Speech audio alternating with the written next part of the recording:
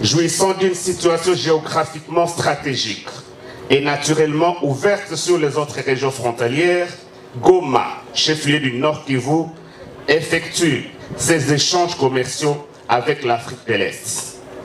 Malheureusement, les marchés transfrontaliers, particulièrement les petits commerçants de la région, se heurtent aux obstacles les plus contraignants, les lots des frontières entre la République démocratique du Congo et ses voisins.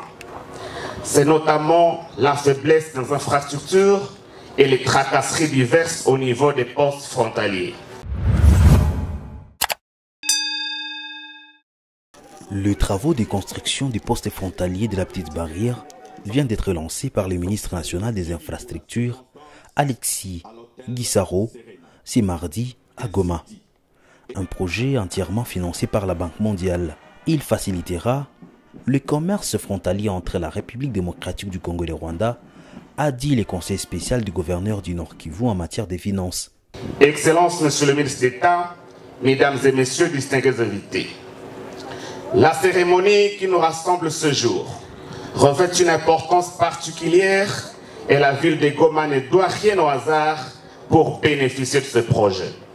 En effet, jouissant d'une situation géographiquement stratégique et naturellement ouverte sur les autres régions frontalières, Goma, chef-lieu du Nord Kivu, effectue ses échanges commerciaux avec l'Afrique de l'Est. Malheureusement, les marchés transfrontaliers, particulièrement les petits commerçants de la région, se heurtent aux obstacles les plus contraignants, les lots des frontières entre la République démocratique du Congo et ses voisins. C'est notamment la faiblesse des infrastructures et les tracasseries diverses au niveau des postes frontaliers. C'est pourquoi, pour faire face à ces obstacles, le projet de facilitation du commerce dans la région des Grands Lacs veut, à travers ses composantes, contribuer à l'amélioration des infrastructures transfrontalières, à former les procédures devant concourir à la facilitation du commerce transfrontalier et à renforcer la gestion des frontières. Excellences, Monsieur le ministre d'État, Mesdames et Messieurs, distingués invités, les relations commerciales et économiques entre nos États ont aujourd'hui un plus grand potentiel et nous devrions être capables d'utiliser ce potentiel avec le travail qui sera rendu dans les infrastructures frontalières modernes qui seront érigées ici. Ce qui va, à coup sûr, contribuer à l'amélioration de la transparence dans la gestion et éviter la corruption ainsi que les tracasseries.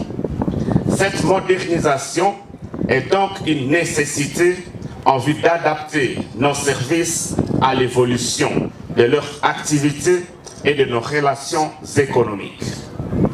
Voilà pourquoi, par ma modeste voix, le gouvernement provincial de Nord Kivu est autant heureux d'être à la fois témoin et bénéficiaire de ce projet en trois endroits précis, à savoir Kasindi, Bunagana et aujourd'hui à Goma. Grâce au plan d'action de réinstallation involontaire et de l'indemnisation des populations affectées par les projets actualisés en 2022, l'identification et la délocalisation de ces personnes sont déjà effectives. C'est dont je remercie encore une fois le groupe de la Banque mondiale.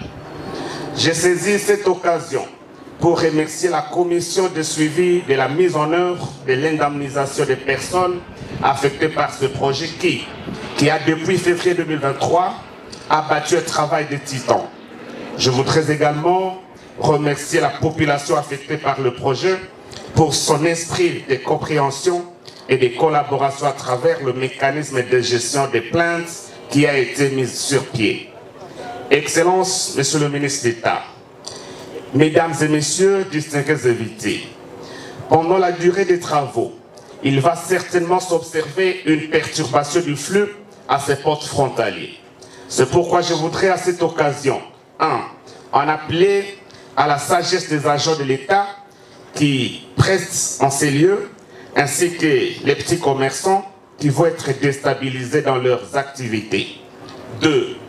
Solliciter encore une fois la patience et la compréhension de la population pour les quelques désagréments qui sont inhérents aux travaux tels que nous allons les réaliser. 3. Enfin, rappeler à l'entreprise qui va exécuter les travaux de veiller au respect du délai et des cahiers des charges ainsi qu'à la qualité des travaux.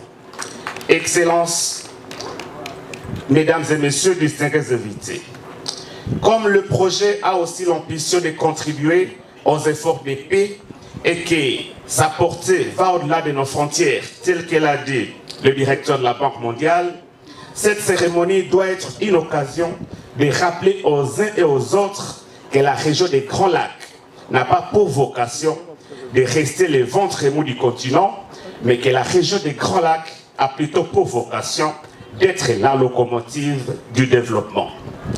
Que les infrastructures dont nous lançons les travaux aujourd'hui jouent le rôle des ponts entre le peuple et non des murs infranchissables.